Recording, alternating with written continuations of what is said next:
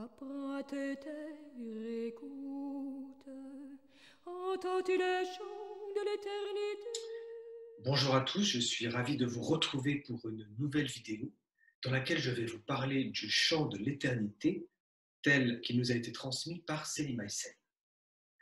Le chant de l'éternité est une pratique qui consiste à répéter ou chanter certaines stances dont la nature, dans la nature des mots, va nous permettre d'éveiller en nous certaines qualités d'être, comme la générosité, la douceur, le respect, l'humilité. Il y en a environ 100 à notre disposition. Pour comprendre ces stances, je vais vous en lire une avant de vous donner quelques informations. Et mon souhait à travers cette vidéo est au moins de vous permettre d'expérimenter quelques jours cette pratique et d'observer les effets sur vous-même. Pour d'autres qui connaissent et appliquent déjà, rechantent déjà ces stances, peut-être de revivifier, de vivifier à nouveau leur enthousiasme et d'intensifier leur pratique personnelle. Donc je vais vous lire une stance. Alors celle que j'ai choisie, c'est une de mes préférées, c'est la stance sur la douceur. Donc une stance se présente comme ceci. Elle démarre par Ô fille de la terre ou bien alternativement par Ô fils de la terre.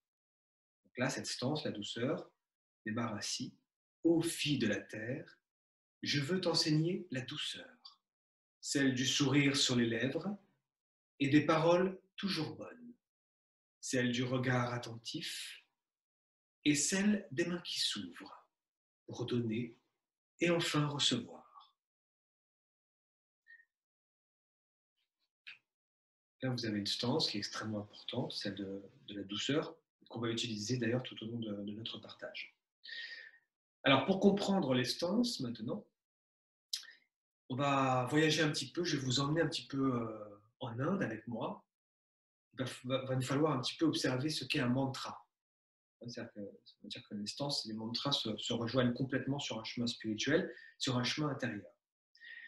Dans les époques très anciennes, il y a ce qu'on appelle, en Inde, se sont incarnés des rishis, des grands sages.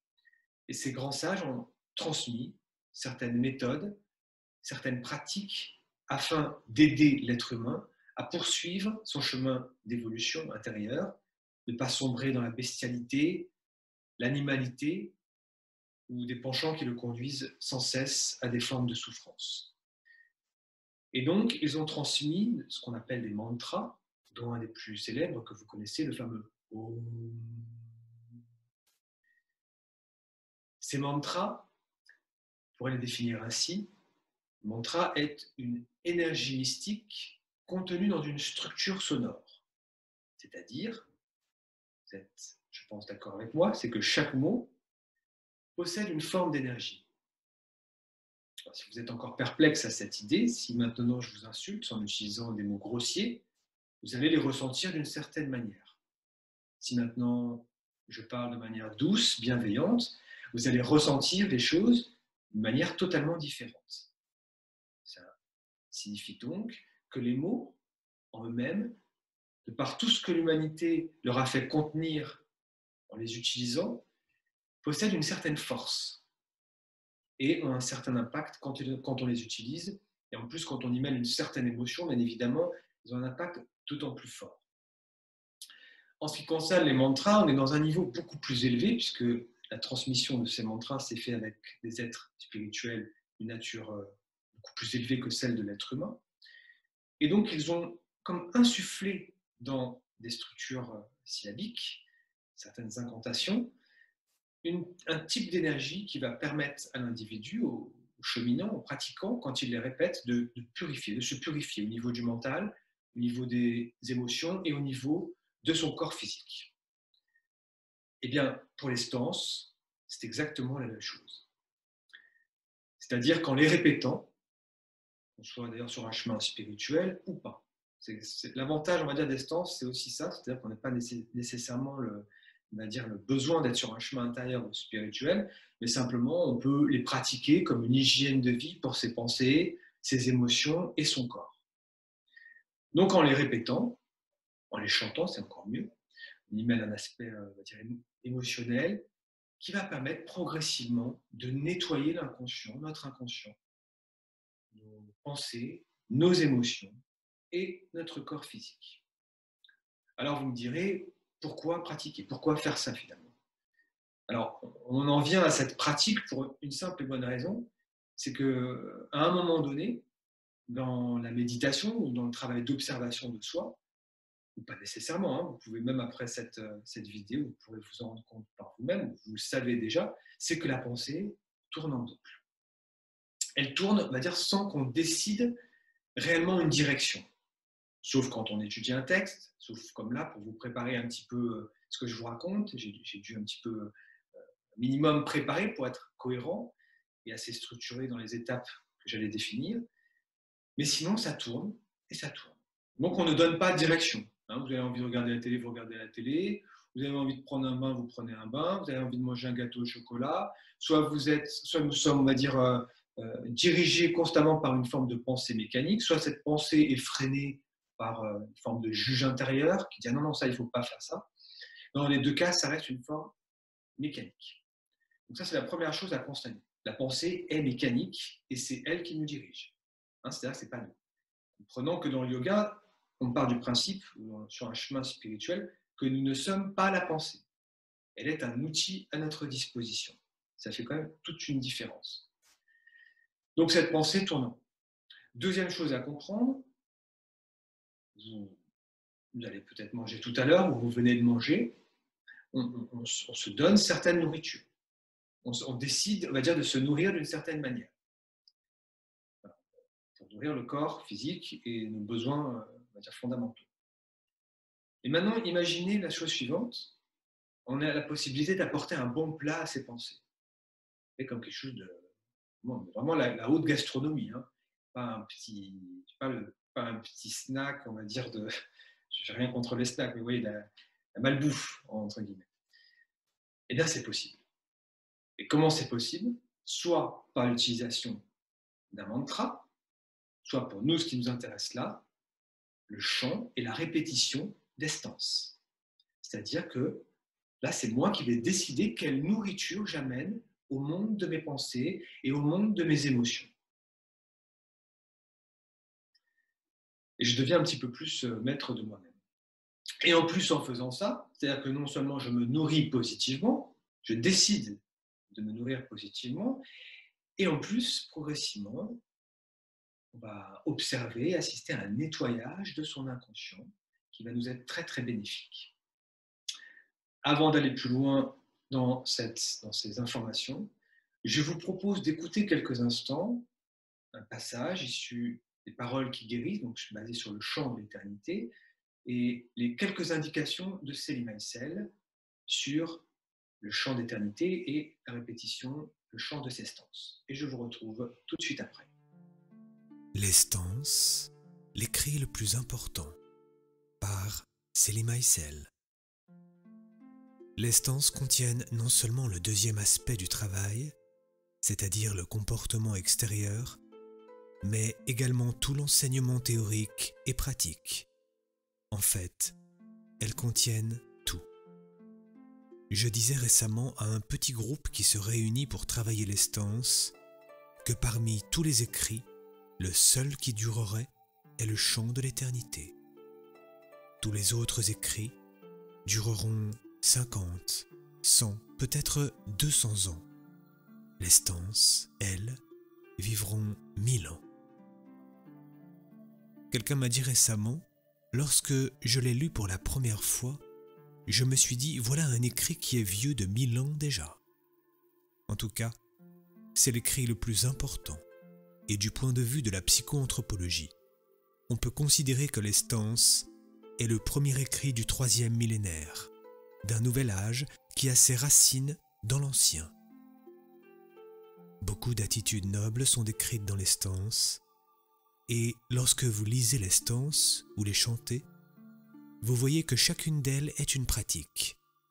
Elles ont toutes une première signification extérieure et une signification tout à fait intérieure.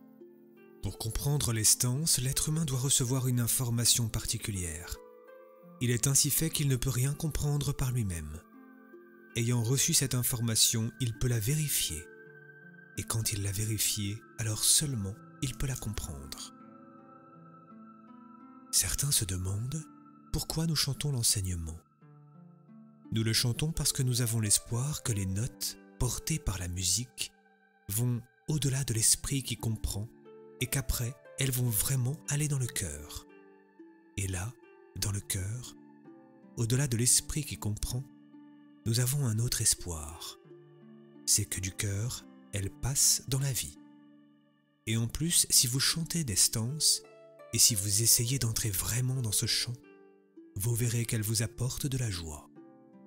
Nous essayons d'aimer les mots, d'aimer les musiques et d'appliquer les paroles en même temps. C'est ainsi que la vie devient belle. Beaucoup de gens se contentent de la beauté des chansons, ou de la beauté des films qu'ils voient à la télévision ou au cinéma, ou des livres qu'ils lisent, et ils croient que c'est fait. Ce n'est pas fait. Ce n'est pas aimer les grandes idées qui importent, c'est les vivre, et votre vie devient grande, elle devient belle. Sinon, vous n'appliquez pas les belles et grandes idées. Votre vie reste ce qu'elle est, c'est-à-dire pas grand-chose. Arrivez-vous à saisir la différence ? Pour vous qui êtes déjà dans cet état que je décris là, ne vous contentez pas d'aimer les sages, devenez des sages. Quand vous chantez, quand vous récitez les stances, il est bon d'avoir présent à l'esprit leur signification. Mais de toute façon, il est certain qu'elles entrent profondément dans votre inconscient. Elles y travaillent, elles transforment votre mental, vos émotions, et on peut l'espérer avec le temps votre pratique physique. En tout cas, il est certain déjà que la répétition de ce type de pensée supérieure remplace les vieilles façons de penser. La vieille programmation ordinaire liée à toutes les formes de conditionnement est remplacée par un programme plus spirituel. Un proverbe dit « On devient ce qu'on pense ». Ceux du passé qui ont pratiqué ce chemin savaient qu'on devient ce qu'on pense. Le fait de penser un mantra, une stance, qui tous parlent soit d'une activité divine, soit d'une qualité supérieure. Le fait de le répéter sans cesse, de le porter sans cesse dans sa pensée, permet d'intégrer cette qualité, de la faire entrer en soi et de la vivre. Une stance dit que sans cesse ta pensée invoque le nom de l'éternité, que sans cesse tes lèvres murmurent sa parole.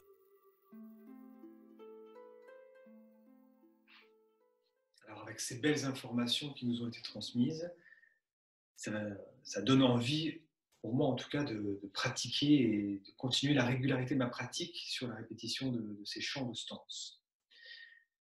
Alors, ma vidéo, c'était comment se réveiller du bon pied, comment passer une bonne journée et comment on va dire, s'endormir de manière sereine. Pour ceux qui découvrent le chant des stances, je vous fais la proposition suivante. À la fin de cette vidéo, vous allez entendre la stance sur la douceur, donc une des stances. Vous verrez à la fin de la vidéo aussi une image avec la pochette du CD et un lien là où vous pouvez vous procurer l'intégralité de ces stances. Pour ceux qui ne connaissent pas ces stances, je vous fais la proposition suivante. Vous allez écouter cette stance, vous pouvez la repasser, chanter en même temps.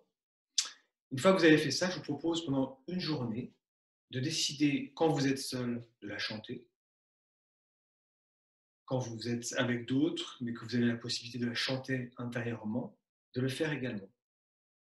L'idée, c'est qu'on ne force pas le mental. Encore une fois, vous avez compris, il faut toujours être vraiment, pour le coup, dans la douceur avec soi-même, c'est le cas de le dire avec cette stance, mais on doit toujours être à l'écoute entre ce trop et, on va dire, cette harmonie dans la pratique.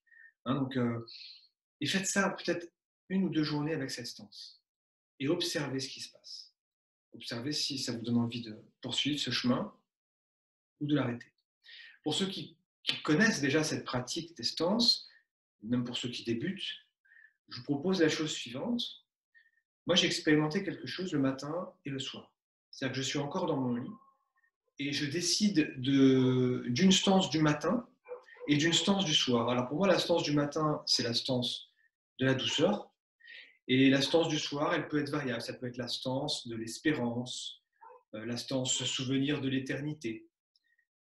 L'idée étant que quand vous êtes couché, vous décidez de chanter cette stance sur toutes les différentes parties de votre corps. C'est-à-dire, je chante la stance en étant conscient de mon pied. Je chante une deuxième fois la stance en étant conscient de mon mollet, puis de ma cuisse, main droite, avant-bras, bras, bras gauche, avant-bras gauche, main gauche, cuisse, mollet et pied. Comme ça, comme si j'avais chanté cette stance en étant conscient de mon corps et que j'unifiais, vous voyez, mon corps, mon esprit et mon cœur. Et j'avoue que j'en retire vraiment des choses, il y a des effets extrêmement positifs. Le soir, pareil. Alors des fois, on n'arrive pas au bout parce qu'on s'endort avant, mais on va s'apercevoir de quelque chose. C'est comme si on nourrissait chacune de ces cellules de la force, de la puissance de ces stances. Je pratique ça depuis un mois environ et je peux vous assurer, je vous recommande d'essayer de pratiquer le matin et le soir avant de sortir du lit quand c'est possible ou bien simplement le soir. Passons maintenant à la pratique, parce que j'aime cette phrase, 1 gramme de pratique vaut mieux qu'1 tonne de théorie, mais j'espère vraiment vous avoir donné en tout cas un petit peu l'envie d'expérimenter, de poursuivre cette pratique extraordinaire qui, quel que soit des fois notre état, une petite tristesse, on revient à cette stance, on revient à la stance qu'on a choisie, il est bien, comme on le fait dans le cadre de l'école de psychoanthropologie, de choisir une stance et peut-être de l'habiter pendant une semaine et après de la changer. Et puis moi, je rajouterais un petit mantra supplémentaire, qui est aussi une forme d'expérimentation que je fais. Vous décidez d'une pratique et après vous vous apercevez que vous êtes embarqué par une forme d'habitude qui revient, c'est-à-dire vous oubliez votre pratique. J'ai essayé de mettre en place mentalement ce petit, on va dire, mantra en amont pour moi, c'est de dire quelle est ma priorité. Quelle est ma priorité? C'est-à-dire si je décide de chanter une stance, vraiment de le faire avec cœur, avec enthousiasme, alors ça devient ma priorité. Ça ne va pas être, par exemple, ma réaction face à quelqu'un qui va me faire la tête ou va mal me parler. Immédiatement, ça peut dire en moi quelle est ma priorité, revenir à la stance, revenir à moi-même. Et je chante la stance, intérieurement, extérieurement. Quelle est ma priorité? Et cette question est fondamentale puisqu'elle nous ramène sans cesse à notre décision intérieure avec laquelle on doit être, on va dire, stable, doux, mais en même temps ferme. Merci à vous d'avoir écouté cette vidéo. Je vous propose maintenant d'écouter cette merveilleuse stance de la douceur. Et pour certains, peut-être d'en découvrir d'autres sur cet album, disponible en MP3 sur différents sites que j'écrirai à la fin de ma vidéo avec une image. Je vous souhaite à toutes et tous une très très belle journée.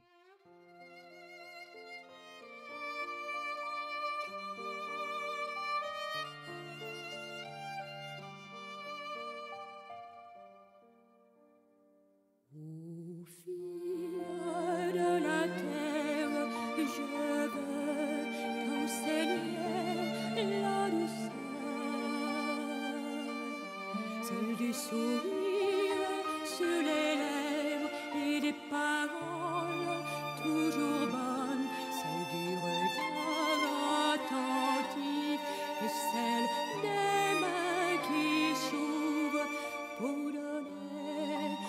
donner et enfin recevoir, pour donner et enfin recevoir.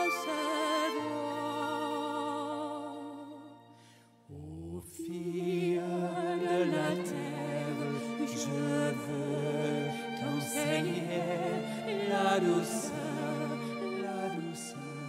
c'est du sourire sur les lèvres et des paroles toujours bonnes, celle du regard